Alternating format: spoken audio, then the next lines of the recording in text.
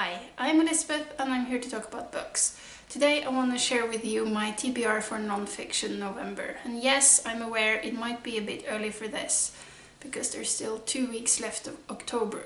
But yesterday Olive over at A Book Olive posted the announcement for non-fiction November and the challenges, and I already had a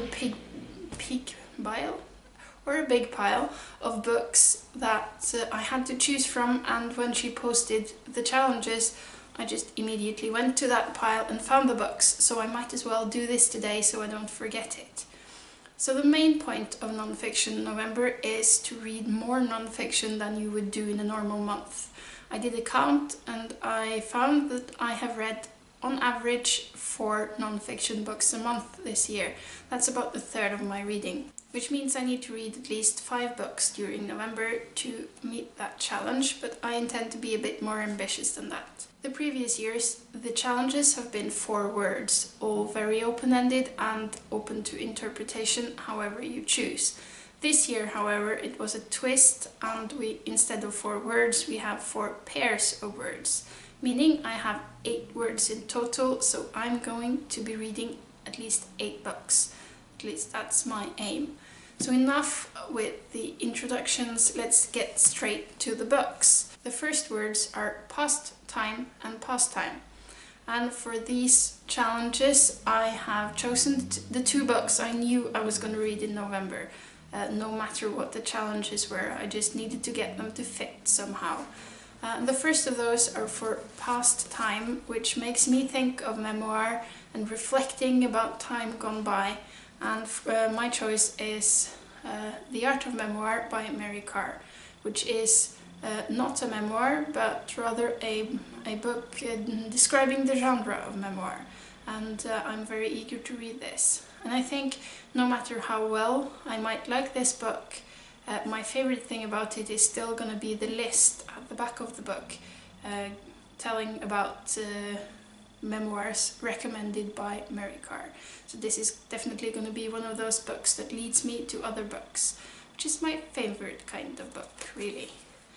And then for pastime, I was thinking, how can I make this book fit into that? Well, what do people like to do on their pastime? Well, a lot of people like to go drinking, and that's basically what this is about. It's called The Trip to Echo Spring by Olivia Lang, and in this book she explores relationship between alcohol and writing for 6 particular writers.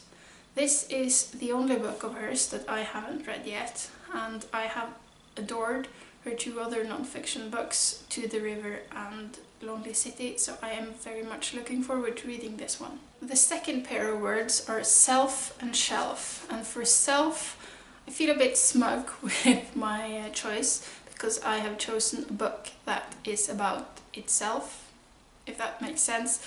It's Essayism by Brian Dillon. This is essays about essays, basically, and that's all I know, but it's also all I need to know.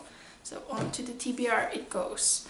And for the other one, shelf, I was thinking about, well, what do I have on my shelves?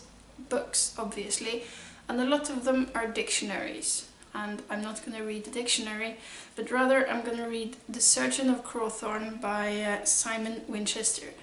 This is a book about Dr. Crowthorne, who was one of the major contributors to the very first Oxford English Dictionary. He was also, according to the blurb of this book, a homicidal lunatic who was incarcerated in an asylum for murdering someone. So I mean, murder and dictionaries, of course I'm in. For the third set of words, I've been having a bit of a challenge, because when I pronounce them they seem to sound the same. They are wonder and wonder. And for wonder I have chosen a book about English. It's called Globish, How the English Language Became the World's Language. It's written by Robert McCrum. So, I mean, obviously English is a language that has been wandering far away from its origin over the past century, really. I am very eager to read this. I have read the prequel, which is called The Story of English, and this was very good. So I'm expecting this to be equally good, really. And then for wonder, to me there is no greater wonder than the human mind, and I'm going to be reading Proust and the Squid by Marianne Wolf. This is a book about how the human brain developed to be able to read. That sounds super interesting.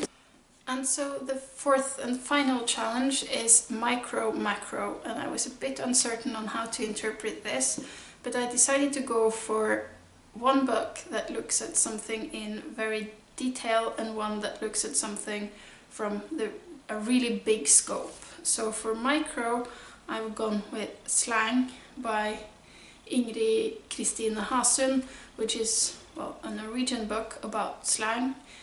It looks into the history of slang, it looks into how slang words are formed in Norwegian, and it's got a lot of lists of words. I'm not quite sure how well this book is going to hold up, because it was published in 2006, and I think with slang words the development goes fairly quickly, so it might be a bit outdated, but it's not very long, and with lots of it being lists, it should be a quick read anyways. So I'm gonna give it a go. And then finally for macro, I have chosen a book that I have heard nothing but praise for, and that's The Sixth Extinction by Elizabeth Gilbert, which looks at the sixth extinction of animals that we are in the midst of right now. I think this book is going to be a bit scary, at least that's what I've heard from other people who have read it. I've also heard it's very good and a really important book, so I really want to get to this in November as well. So these are my choices for non-fiction November.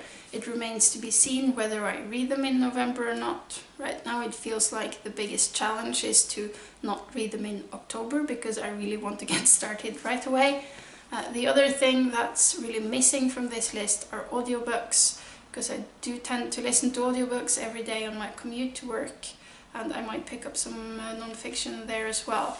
But we'll see as November progresses what I will be reading, and if I will be reading these books or something completely different, because I'm not always very good at sticking to a set TBR.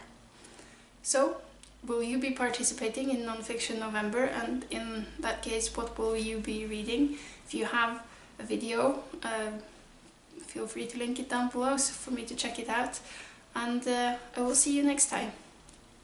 Bye bye!